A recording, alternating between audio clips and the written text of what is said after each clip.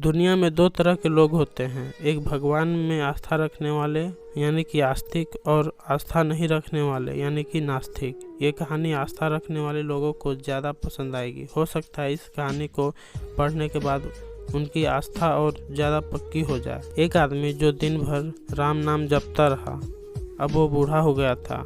बूढ़ा ही नहीं हुआ था बल्कि इतना कमज़ोर हो गया था कि अपनी जगह से बिना किसी सहारे के उठ भी नहीं पाता था। ऐसी स्थिति में भी उसने कभी राम नाम को अपने से अलग नहीं होने दिया। वो पूरा दिन मन में राम नाम लेता रहता। राम नाम की वजह से उसे अपनी तकलीफ़ों को सहन करने की शक्ति मिलती। बूढ़े हो चुके इस आदमी के दो बेटे थे जो उसे नित्य कर्म करने में मदद करते। शुरू में वो बिना कहे खुद अपने बूढ़े बाप की सहायता कर दिया करते थे।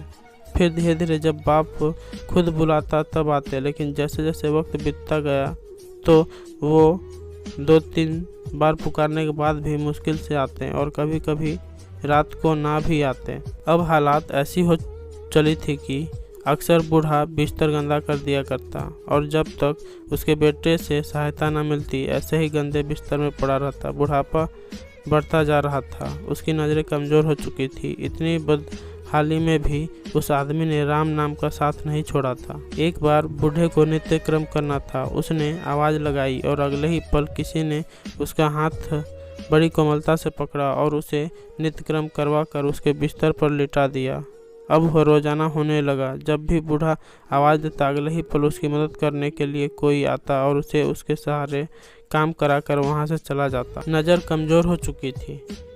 देखकर बूढ़ा उसे पहचान नहीं पाता था, लेकिन बूढ़ा जानता था कि यह उसके बेटे नहीं हो सकते और वह स्पर्श भी उनके बेटों का नहीं था। एक दिन जब बूढ़े आदमी ने अपने नित्य क्रिया करने के लिए अपने बेटों की मदद मांगी तब अगले ही पल उसे फिर से वही मुलायम वाला स्पर्श महसूस हुआ। सारा काम खत्म करने के बाद बूढ़े आदमी ने उस व्यक्ति का हाथ पकड़ लिया और उससे पूछा, सच सच बताओ, आखिर तुम कौन?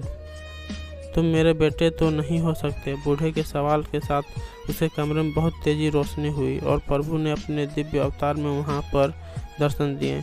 किसी भी वस्तु को बड़ी मुश्किल से देख पाता था, वही बूढ़ा भगवान के दिव्य रूप को स्पष्ट रूप से देखने में समर्थ हो गया। जिस भगवान का नाम वह पूरा जीवन लेता रहा, उसे अपने पास पाकर बूढ़ा उसके चरणों में गिर पड़ा और बोला, भगवान मैं धन्य हो गया जो आपने मुझे साक्षात दर्शन दिए। लेकिन भगवान मैं बहुत शर्मिंदा हूँ क्योंकि मैंने आपसे मेरे नित्य कर्म करवाए। भगवान ने कहा, मेरे लिए सारे काम एक जैसे हैं। अगर वह काम मुझे अपने भक्तों के लिए करना पड़े तो मुझे सभी कामों में खुशी मिलती है। बूढ़े ने हाथ जोड़ते हुए भगवान से कहा, लेकिन भगवान आप यह सब करने के बजाय मुझे मुक्ति क्यों नहीं कर देते? क्या आपके दर्शन मात्र से मेरी मुक्ति संभव है? नहीं है।